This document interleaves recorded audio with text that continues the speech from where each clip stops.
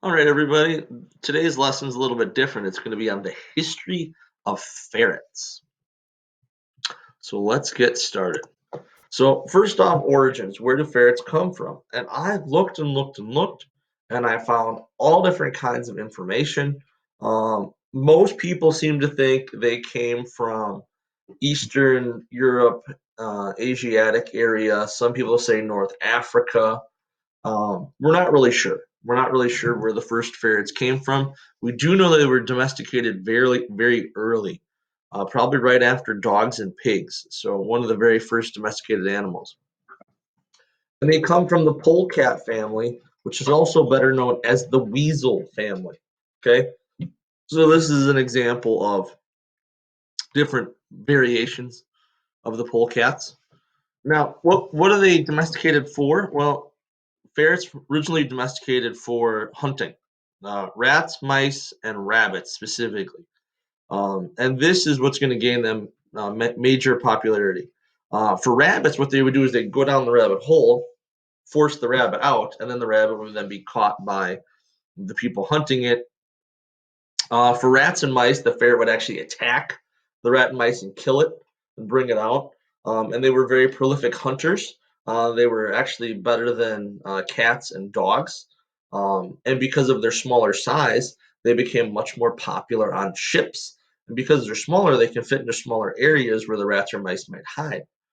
Sailors said they didn't like having a dog because they would bark at various times, possibly waking up the crew.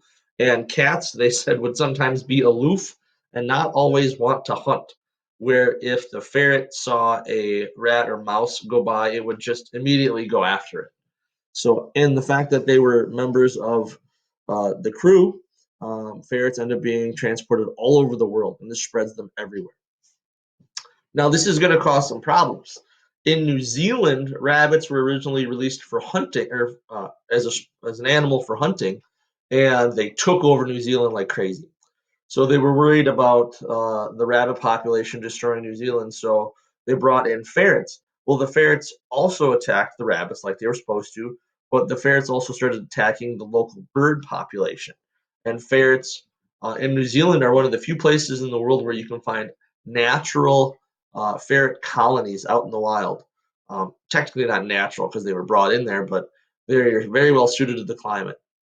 Also, around this time, they start becoming pets. And ironically, the ferret was the pet of the extreme wealthy because of their uniqueness and their ability to be very tame. Uh, Ferrets come in, for today, ferrets come in a variety of colors and styles.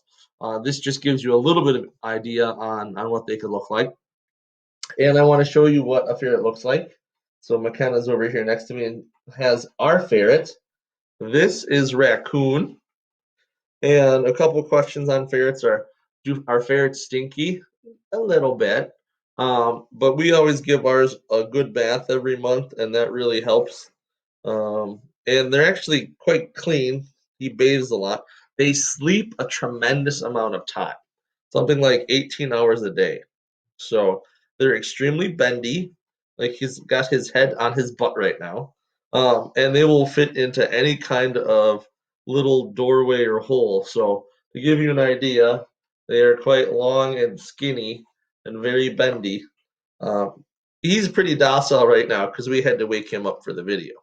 But this is Raccoon, and he is basically a sable masked ferret, as you can tell by his face. So now, I want to let everybody know that I'm going to post with this episode a Google form, basically a quiz on this topic. So, parents, if you want to have your kids take the quiz, at the very end of the quiz, it'll tell them their score.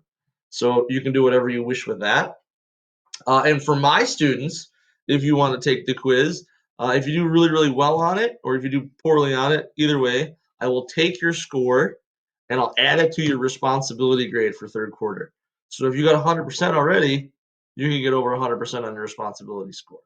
And today is Thursday, and I'll leave this up to probably next Tuesday or Wednesday. So you got about a week.